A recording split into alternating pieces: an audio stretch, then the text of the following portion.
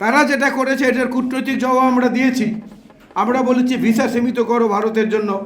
আমরা বলেছি পাকিস্তানিদের ব্যাপারে কোনো নিষেধাজ্ঞা এখন আর থাকা উচিত না। শহীদ রাষ্ট্রপতি জিয়াউর রহমান যুদ্ধের সময় অস্ত্র হাতে নিয়েছেন আপনার লেখা অনুযায়ী, আবার রাজনীতির সময় যেখানে যেটা করা প্রয়োজন সেটা করেছেন। সবার আগে বিচার করতে হবে তাদের। ভারতের সঙ্গে আমাদের কূটনৈতিক সম্পর্ক থাকবে, এই কূটনৈতিক বোঝাপড়ার মধ্যে ওঠানামা থাকবে, কখনো বিরূপ হবে, কখনো উজ্জ্বল হবে, এইটাই স্বাভাবিক, এইটাই স্বাভাবিক।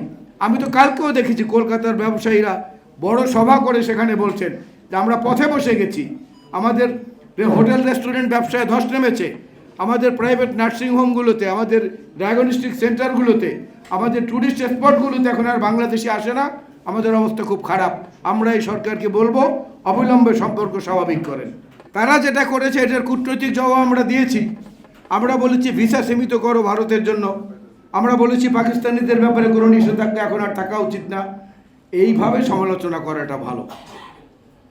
এভাবে সমালোচনাটা করলে আমরা তাদেরকে লজ্জাও দিতে পারি। কিন্তু ভারতের পররাষ্ট্র সচিব আজকে বাংলাদেশে খুব সকাল থেকে আলোচনায় বসেছেন। তারা নিঃসন্দেহে একটা কথা অত্যন্ত পরিষ্কার, আমরা রক্ত দিয়ে, জীবন দিয়ে, মা বোনদের সম্ভ্রম দিয়ে এই দেশটার স্বাধীনতা অর্জন করেছি। কারো রক্তচক্ষু দেখার জন্য নয়, কারো চোখ রাগানি দেখার জন্য নয়। সেটা যে কোনো দেশ হোক। দেশনেত্রী বেগম খালেদা জিয়া বারবার বলেছেন দেশের বাইরে আমাদের বন্ধু আছে, করে প্রভু নাই। শহীদ জিয়াউর রহমান বীরুত্তম দৃঢ়তার সঙ্গে এই কথাটি প্রথম এই অঞ্চলে বলেছেন যে আমাদের দেশের বাইরে কোনো বন্ধু প্রভু নেই। বন্ধু থাকতে পারে, প্রভু নেই। তা আমরা তো সেই জাতি।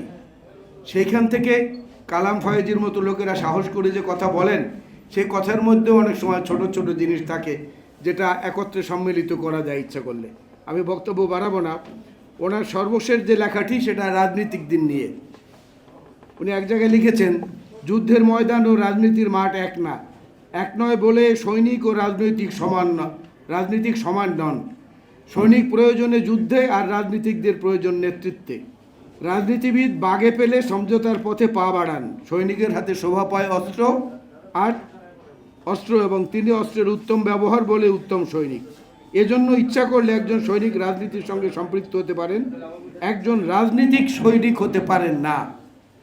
এই 4-5 লাইন লেখার মধ্যে আমার একটা আপত্তি আছে।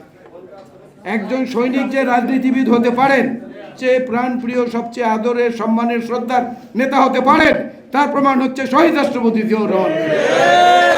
যুদ্ধের সময় অস্ত্র হাতে নিয়েছেন আপনার লেখা অনুযায়ী, আবার রাজনীতির সময় যেখানে যেটা করা প্রয়োজন সেটা করেছেন।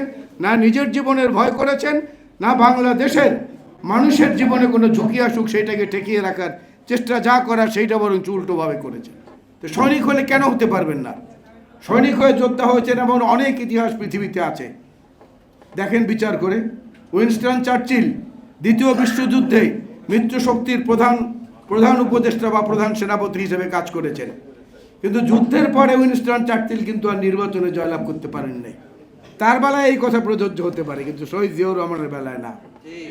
তিনি প্রয়োজনে অস্ত্র ধরেছেন, প্রয়োজনে আবার কোদাল হাতে নিয়ে দেশের মানুষের মধ্যে উন্মাদনা, প্রেরণা এবং দেশের ভালোর জন্য কোদাল হাতে নিয়ে খাল কেটেছেন, নিজে পরিশ্রম করেছেন। সুতরাং এই কথাটার সঙ্গে আমি একটু বিনয়ের সঙ্গে দ্বিমত পোষণ করি।